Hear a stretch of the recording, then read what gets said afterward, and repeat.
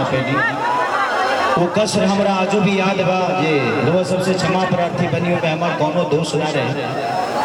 Flat की वजह से सब प्रॉब्लम भइल, कुहासा के दिन रहे। हम पहुंचनी 4 बजे सवेरे, तब तक ले टेंट सब लोग लेके निकल गए अपना अपना घर। लेकिन चलिए आज बड़ा अच्छा लगता।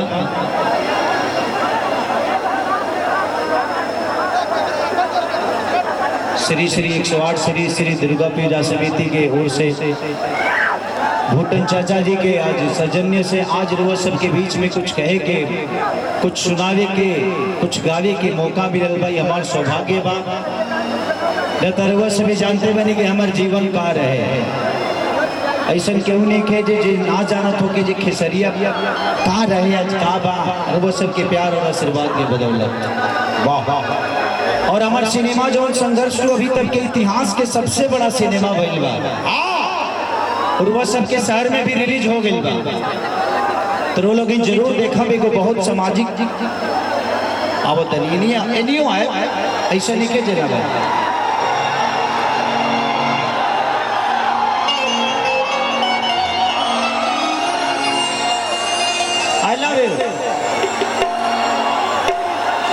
एक बार चाहते नहीं कि सब लोग अपना अपना मोबाइल के फ्लैश चलाओ तो ये लाइट कम से कम आज लगे के चाहिए कि हमने के समस्तीपुर में दीपावली मनाता सभी अपना लाइट के फ्लैश चलाओ। नहीं जितना लोग सभी चलाओ। हम चाहते नहीं कि प्यार आज ना सदियों तक यूट्यूब पर जावा लोग कहे कि समस्तीपुर में वो कार्यक्रम भेजे है कि वहाँ दीपावली मना रहे। से जेकरा लगे मोबाइल में सब तनी ऊपर करके एक बार लाइट जला दे। वाह अरे वाह। बुझाता कि धरती पर तारा उतर के आइल बा। आज बुझाता कि चांद के बीच में गावत नहीं सब तारा तारा की तरह चमक रहा बा समस्तीपुर। एक बार वो लोग अपना खातिर एकदम जोरदार हल्ला करके ताली बजाए। I love you.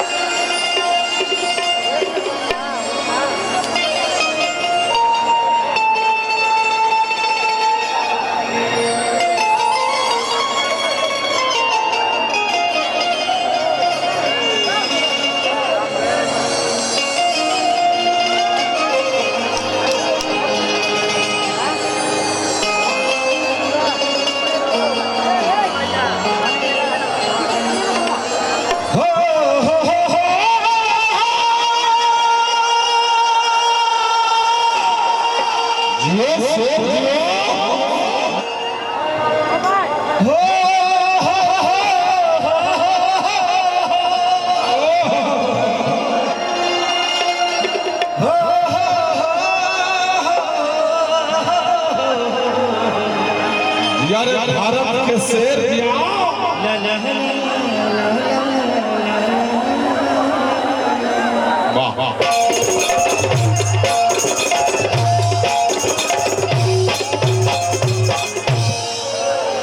कि जय गणेश मंगल करना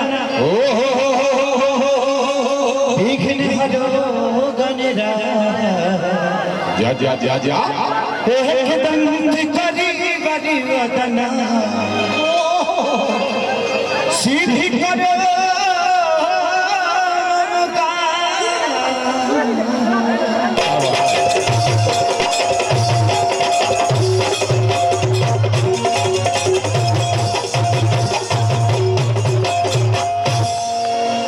कि माँ के ज्योति से नूर मिलता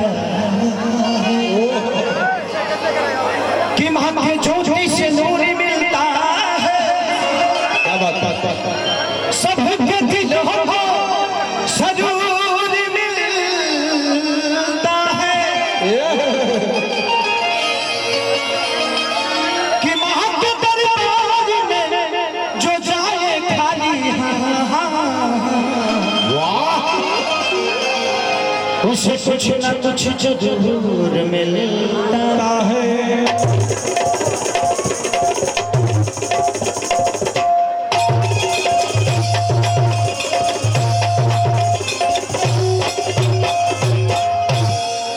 मानिए हमारे पूरा सा जिंदाबाद राजन भाई, भिखारी बाबू, बाबा बाबा हृदया भाई, हमारे पैट मास्टर भीम भाई, सबके दिल से धन्यवाद। बहुत दिन बाद हमने के मिलल बनी जाए। हाँ सही बात बा। आज सब कुछ ढेर देवे के बाद हम ढेर दिन पर मिलल बानी। हाँ, कोरोना के तीसरा लहर हो, तू नहीं मिल तो हमें कौन दे, तू नहीं मिल। ऐसे मत कहो बाबू, तू जहाँ मिलला कि फिर चौथा लहर घुस जाएगी। तो ठीक पड़ा वही जगह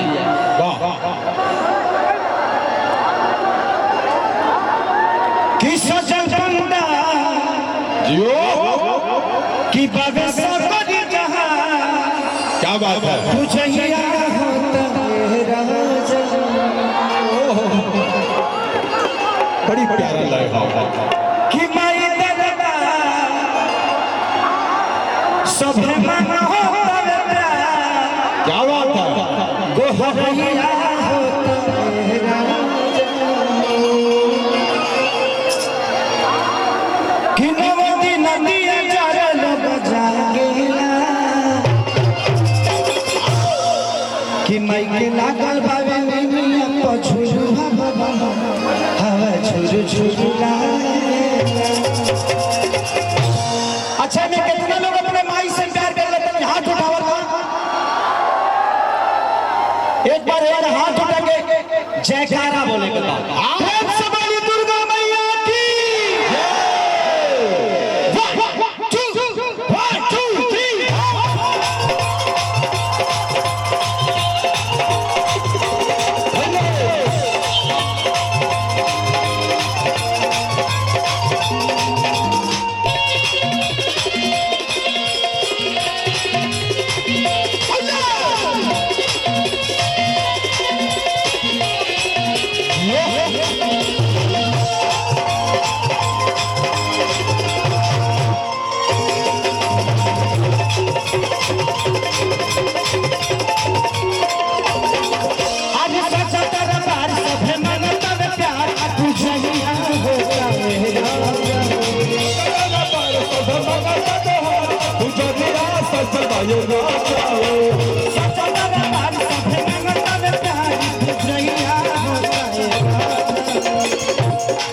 नवदी नदिया चरल बजागेला। तो माई के लागल पावे निमिया पर अजे झुझुआ क्रांति भाई की तरफ से बता इतने कह दे के बार 5,000 एक बार दे दो। तू नीचे थमहू नीचे तू चिपकेगा मत है, बिना पैसा के मत है। हाँ सही बात बा। केहू हमरा लगे आई त बिना पैसा के मत है। हाँ केहू ना सही बात। हाँ आखिर मान के चले। हमारे क्रांति भाई की तरफ से बहुत पुरस्कार, सही बात, आशीर्वाद के रूप में स्वीकार। भगवान करस की भाई के घर में हमेशा मंगलमय होता है। सबका घरे 9 महीना बोलाई का होला, इधर 6 महीना हो। सही बात। आज संजीव के जल्दी हमारे भाई संजीव की तरफ से बहुत बहुत पुरस्कार। आज अगर मैं आप सबसे आपका आशीर्वाद ले पा रहा हूं तो संजीव का बहुत बड़ा योगदान है, क्योंकि यही सूत्रधार है हमको यहाँ बुलाने का। कल मेरा एक शूट है अयोध्या में। कल राम मैं बन रहा हूँ, कल रावण अयोध्या में मैं ही जला रहा हूँ। वाह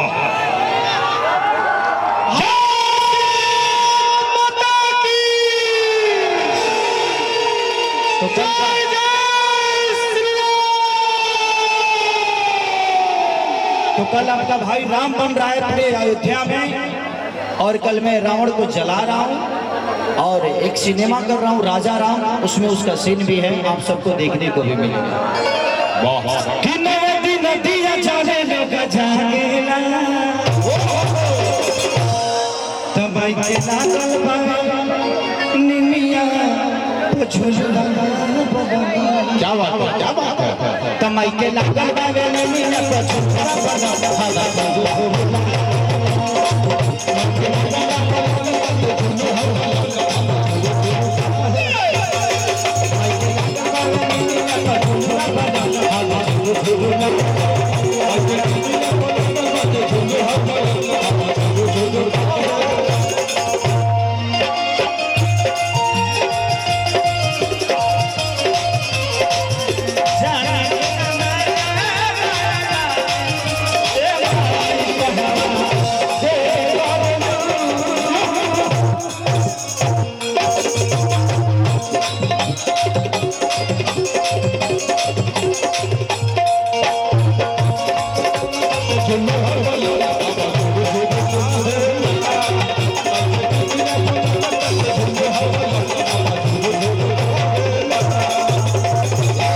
और क्या कह दिया कैसे कैसे बाबू हो कि सुन के चौकिया लगल अरे रेशम के डोरी हो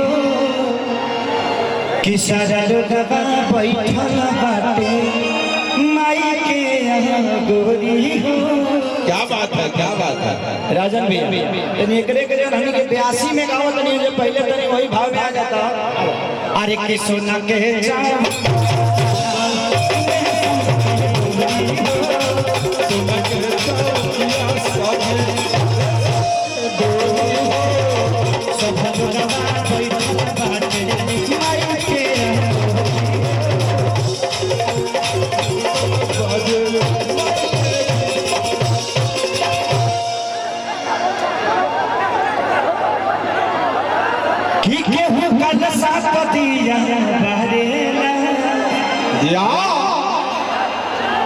कि केहू माई के जरती उतारेला कि माई मंदिर में केहू ढारेला तो माई के लागल बावे नीला पर झुमका बदल झुमका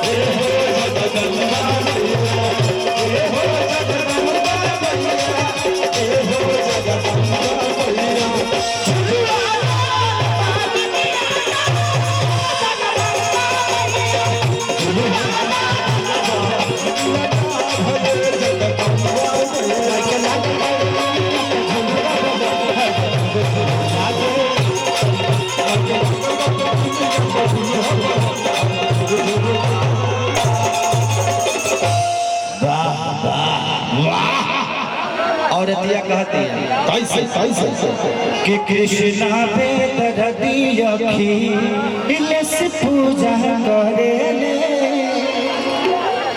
असमही विकास भैया अरे कलसा तो कृष्णा बेदरदी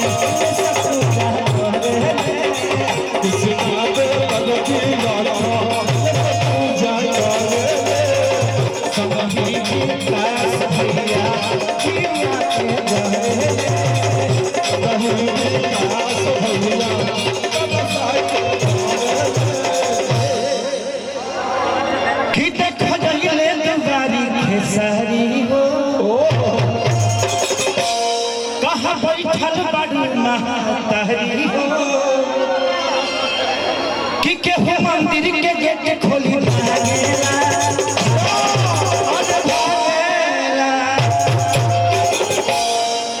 कि माई के लागल बाटे निमिया पछुला जा जा जा हवा छोड़ छोड़ला जियो से चल त माई के लागल बावे